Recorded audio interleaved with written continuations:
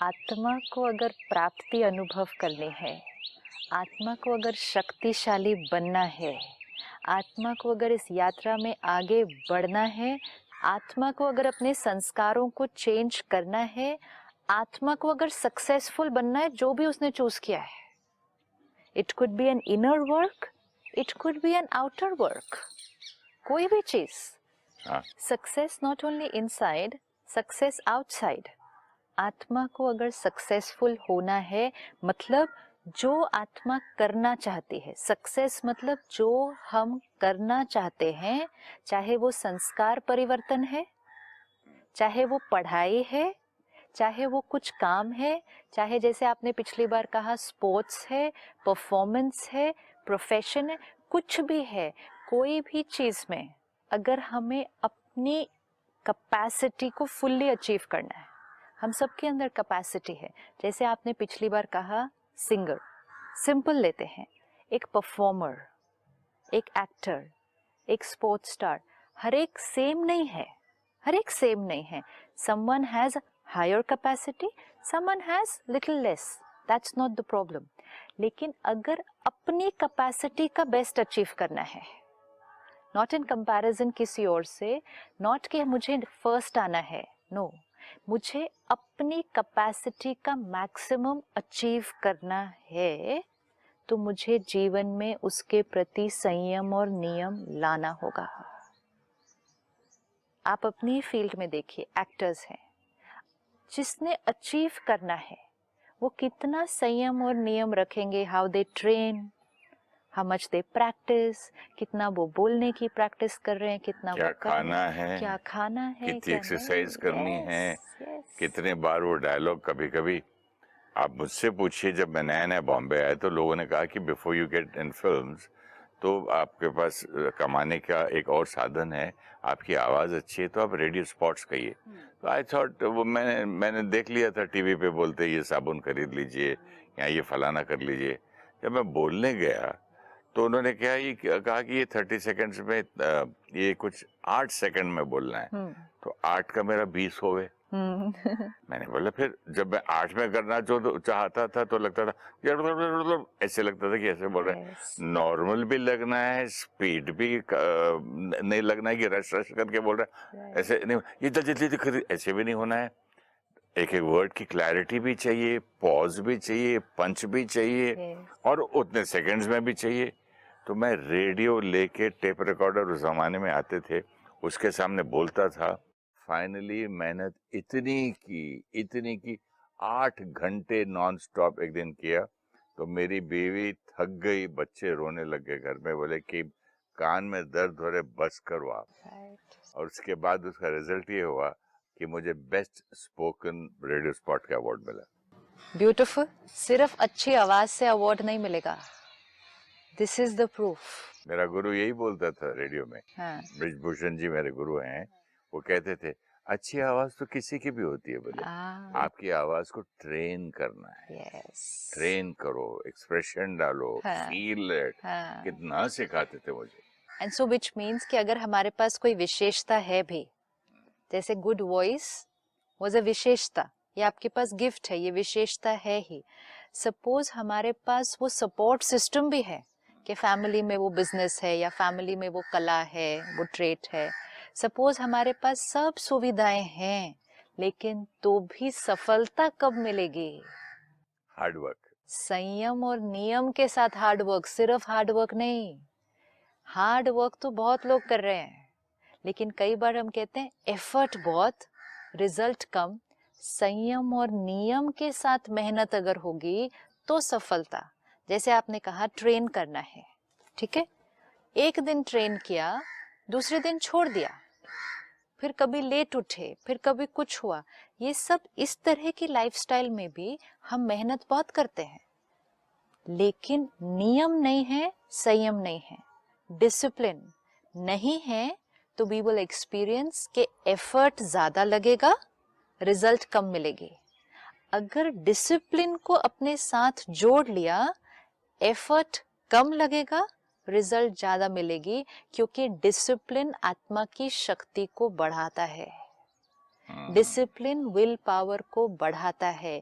Will power बढ़ गई, आत्मा असंभव काम संभव कर देगी। विल पावर बढ़ने से नो बोलना भी सीखता है इंसान। No you will not eat this, no you will wake up, very good, no you will not sleep more than this, very good, no you will go home from the party. So no कितना excuses. मजा आ रहा है party में, और सुबह 4 बजे आप जा रहे हैं घर, 7 बजे की शूटिंग है। Very true, You know? Very true. तो आज जो हम अपने आप को बहाने देते हैं ना, क्या करें, सोशलाइज करना है, रात को लेट होता ही है, जब गए हैं पार्टी में तो ऐसी चीजें खानी पड़ती हैं। सिस्टर, बीच में आपको बोलूंगा, अच्छे अच्छे डॉक्टर्स जब मेरे साथ पार्टीज में रहते थे तो ये लोग सब लोग ड्रिंक करते थे और वो नहीं कर रहे हैं। तो मतलब आप बस बोले मेरा सुबह ऑपरेशन है, हाँ, इट्स 7 बजे का, 6 बजे का, ब्यूटीफुल, तो I am just having a little water right, and I leave. Yes, देखिए ना उसकी उसकी कमिटमेंट, कमिटमेंट, संयम, discipline in life, dedication towards what we are going to do. This, it's not just sufficient to be a good doctor, लेकिन dedication towards that, commitment towards that। अब इसमें ही कोई और डॉक्टर एक अलग तरह से भी जीवन जी सकता है।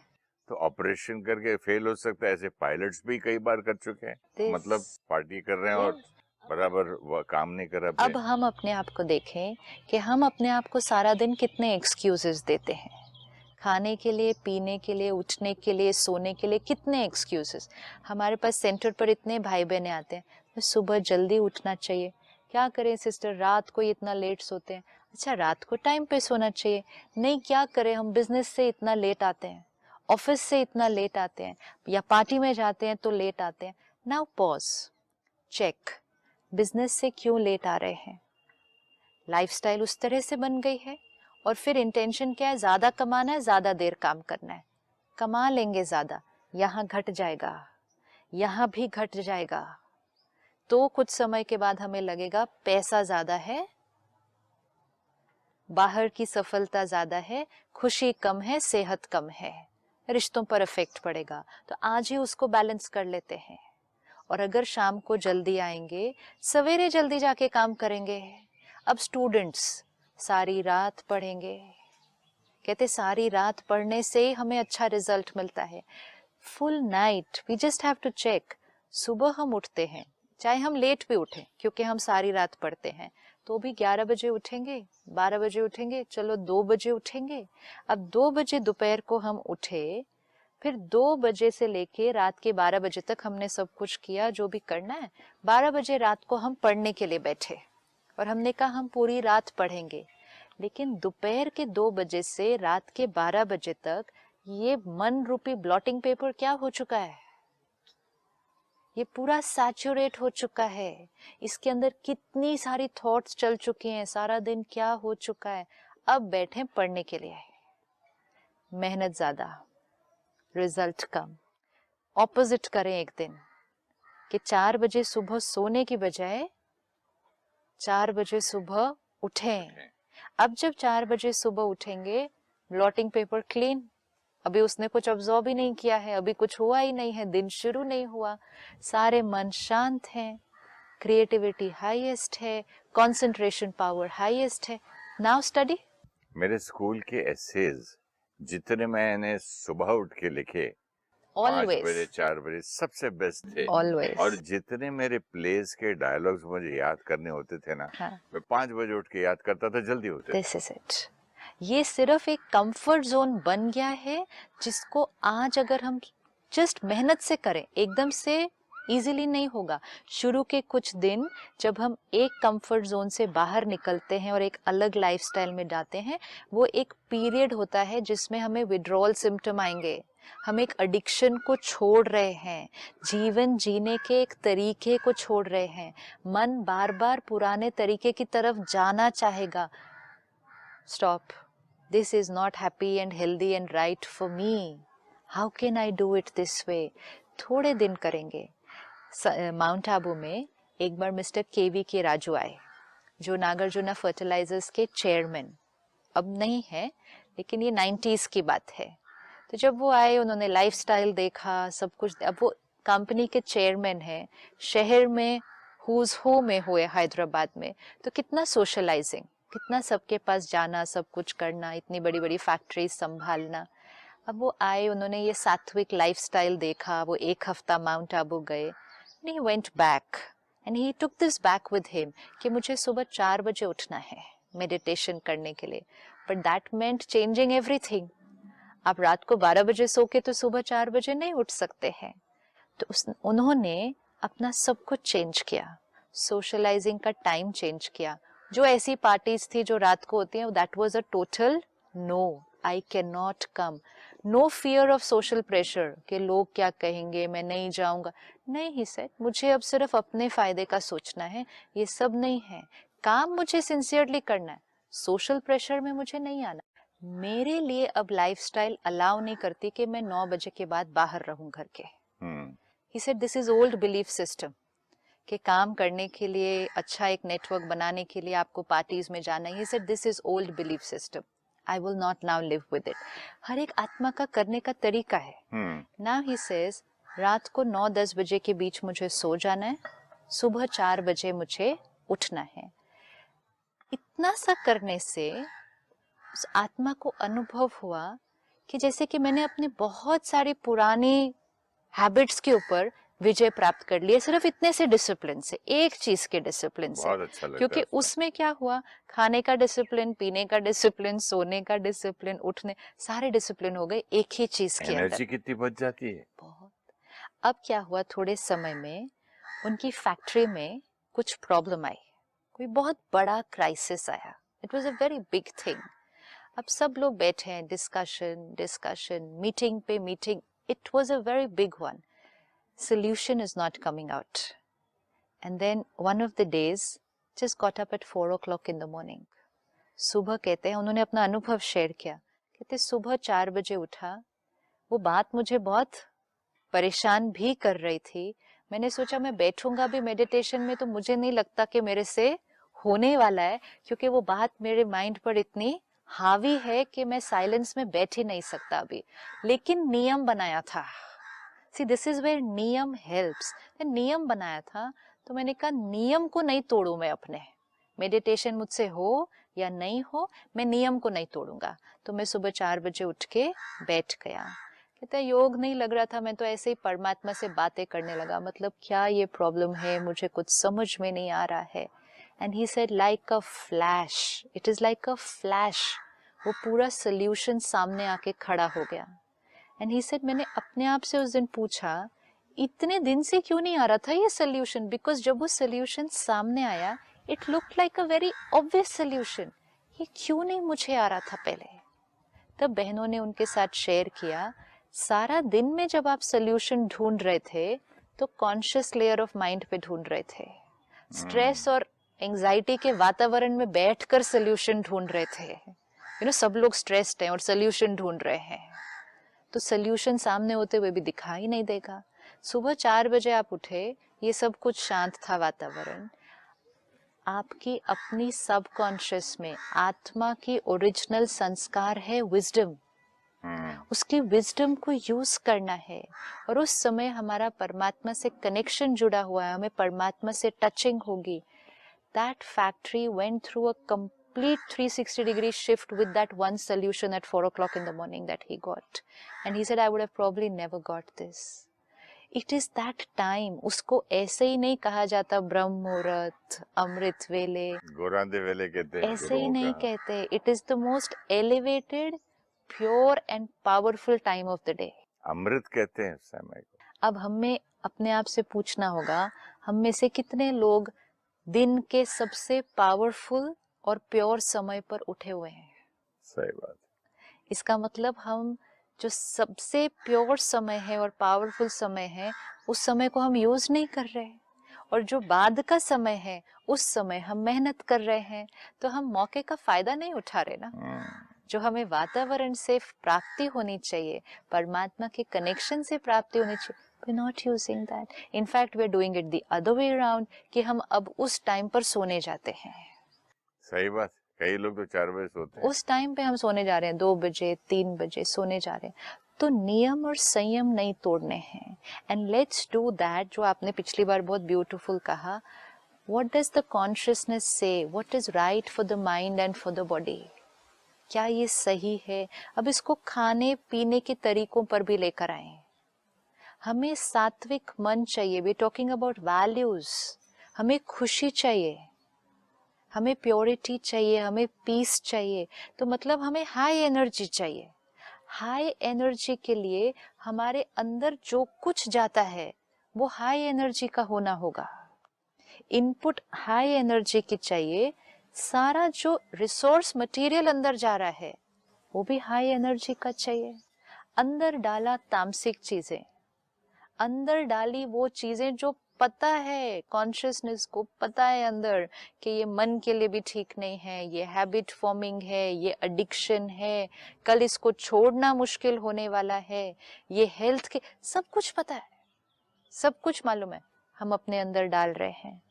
अगर हम ऐसे करेंगे तो हम आत्मा की शक्ति को क्या कर रहे हैं?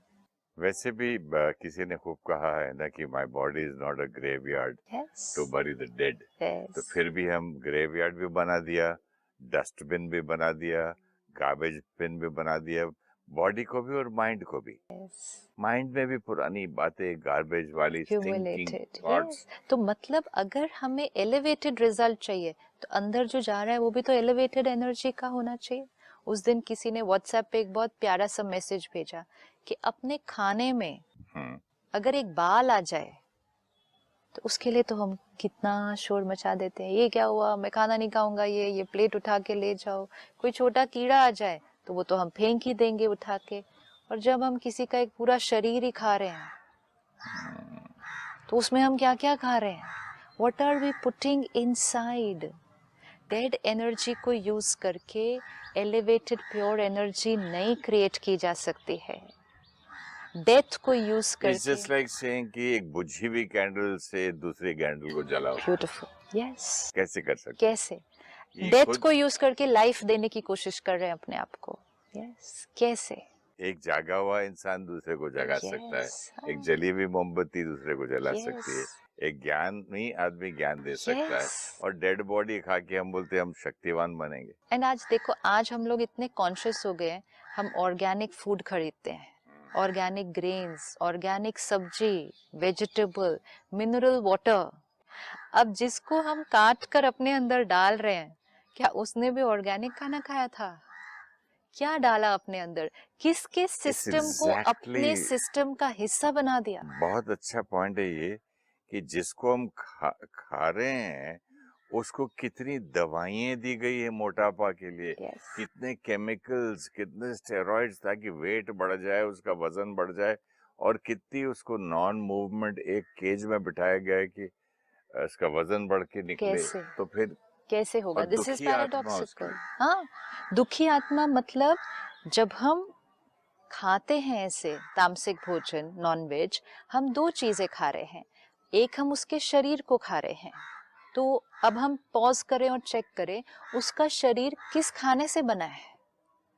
क्या उसका शरीर भी उतने ऐसे सफाई वाले खाने से थोड़ी बना है? थोड़े नहीं बना है ना. तो उसका शरीर किस खाने से बना है, एक वो चेक करें. उसका मन कैसा था, क्योंकि उसका मन उसकी वाइब्रेशन है और उसकी वाइब्रेशन अब हमारा मन हो जाएगा. इसका मतलब when we are eating something like this, we are consuming a mind and a body. अच्छा, now I understand the meaning. कहीं मैंने पढ़ा था you are what you eat. You are what you eat. Okay. You are what you eat. तो जो हम गंद खा रहे तो हम गंद हैं. वो हमारे सिस्टम का हिस्सा बन जाएगा ना. उसकी वाइब्रेशन आत्मा का हिस्सा बन जाएगी, उसका शरीर हमारे शरीर का हिस्सा बन जाएगा. Oh my God. Aren't we putting it inside? जो चीज हमारे अंदर जा रही है वो हमारे सिस्टम का हिस्सा नहीं बन रही. पानी हम पी रहे हैं, क्यों हम मिनरल वाटर पी रहे हैं? क्योंकि हम अपने अंदर साफ पानी डालना चाहते हैं. यही इंटेंशन है. ये अलग बात है कि उसमें भी कितने केमिकल्स है, जो भी है, लेकिन इंटेंशन क्या है? सफाई अंदर डालने की. अगर हम ऑर्गेनिक फूड खा रहे हैं ताकि हम पेस्टिसाइड्स, वो केमिकल्स अपने अंदर नहीं डालना चाहते. इंटेंशन अच्छी है ना. तो ये सब नॉलेज मिलने के बाद भी अगर हम कहें मेरे से छूटता नहीं, यू नो, नॉलेज है कि ये सबका मुझ पर मतलब आत्मा पर, शरीर पर असर पड़ रहा है। हम तामसिक चीज, लो एनर्जी चीज, किस चीज से उसका शरीर बना वो नहीं पता, क्या उसकी मन और वाइब्रेशंस थी वो नहीं पता। एंड ऑफ कोर्स जैसे आपने कहा, जब स्लॉटर हाउस में रखा तब तो हमें पता है क्या वाइब्रेशन थी, एंगर, हर्ट, हेट्रेड, रिजेंटमेंट, क्या दवाइयां उसके अंदर डाली गई, वो सब हमने प्रिजन देखा। में भी सिस्टर फ्रीडम होती है, लेकिन जिस तरह चिकन को रखते हैं ना, इतनी सी जगह पे हिलने भी नहीं देते हैं, नीचे से जो है क्लीन होता रहता है, वहीं खाते रहते हैं चोंच मार के।